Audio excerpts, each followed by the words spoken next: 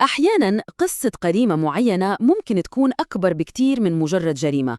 اليوم رح نحكي عن عملية سطو جريئة جداً، ما كانت مجرد سرقة فنية وبس، لا، تحولت لعاصفة سياسية هزت فرنسا كلها من أساسها.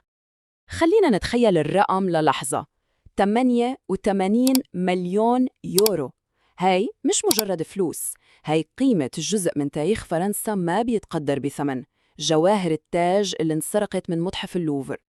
واللي بيخلي الموضوع مدهش أكتر هو السرعة. كل شي صار بأقل من 7 دقائق، وبدقة بتشبه أفلام هوليوود مش الواقع. طيب، خلونا نرجع بالزمن شوي للحظة السرقة نفسها. كيف قدرت عصابة تنفذ واحدة من أجرأ عمليات السطو في التاريخ الحديث، وبقلب باريس كمان؟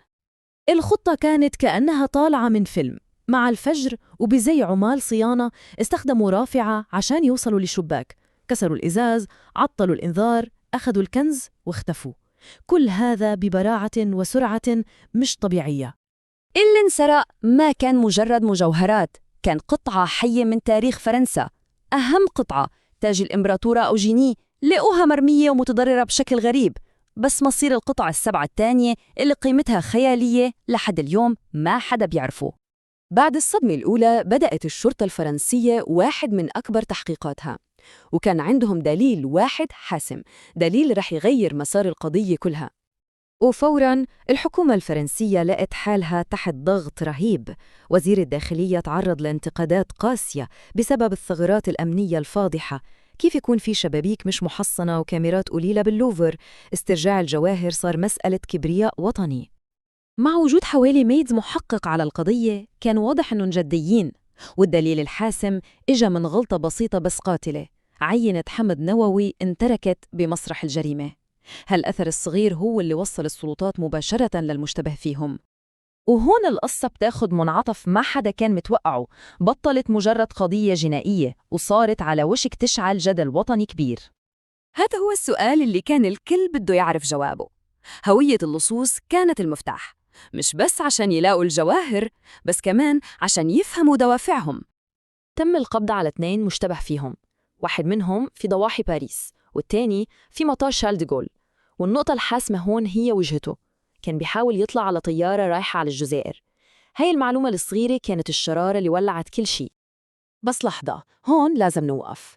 الخبراء الأمنيون حذروا فوراً من القفز للاستنتاجات، يعني مجرد محاولة شخص يسافر لبلد معين ما بتأكد أبداً إنه من مواطني هذا البلد. لكن طبعاً هذا التحذير ما قدر يوقف العاصفة اللي كانت جاية. وهلأ مننتقل لنشوف كيف هذا التحقيق الجنائي تحول لمادة للاستقطاب السياسي والنقاشات الحادة اللي عمت البلد كلها. هاي التغريدة من السياسي اليميني المتطرف إريك زمور كانت مثل اللي صب الزيت على النار. بربطه المباشر بين السرقة والهجرة والجهاد، زمور حول القضية لقضية سياسية بامتياز. البلد انقسمت نصين حرفياً. فريق اتهم زمور بالتحريض المباشر وبأنه عم بيستغل القضية سياسياً عشان ينشر الكراهية. بالمقابل أنصاره دافعوا عنه واعتبروا أنه كان. وهذا التعليق بيلخص شعور ناس كتير. لاحظوا وجود معايير مزدوجة، يعني الجريمة بيتم التعامل معها بشكل مختلف تماماً حسب خلفية الجاني، واعتبروا هذا الشيء هوس إعلامي وسياسي. وهون صوت تاني من النقاش العام بيوضح كيف إنه اليمين المتطرف استغل هي الحادثة لتغذية خطاب الكراهية ضد الأجانب والمسلمين، وكأنهم كانوا بيستنوا فرصة مثل هي. بس بعيداً عن كل هذا الضجيج السياسي، شو بالنسبة للجريمة نفسها؟ هل اللصوص كانوا عباقرة ولا مجرد محظوظين؟ خلينا نشوف تحليل الخبراء. خبيرة متقاعدة من ال FBI بتقدم تقييم قاسي جدا. اللصوص كانوا جريئين صح، بس ما كانوا أذكياء أبدا.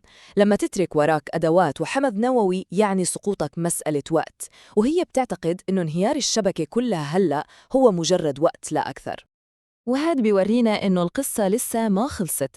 في سرقة تاني صارت بمتحف تاني بتثير أسئلة عن وجود موجة منظمة من السرقات. السلطات بتلمح لاحتمال تورط شبكات دولية، والأهم من كل هاد الجواهر اللي ما بتتقدر بثمن لسه مختفية. بالنهاية هاي السرقة تركت وراها أكثر من مجرد خزانات عرض فاضية، كشفت عن انقسامات عميقة بالمجتمع الفرنسي. والسؤال اللي بيضل هو: هل البحث عن الجواهر رح يوصلنا لإجابات ولا لمزيد من الانقسام؟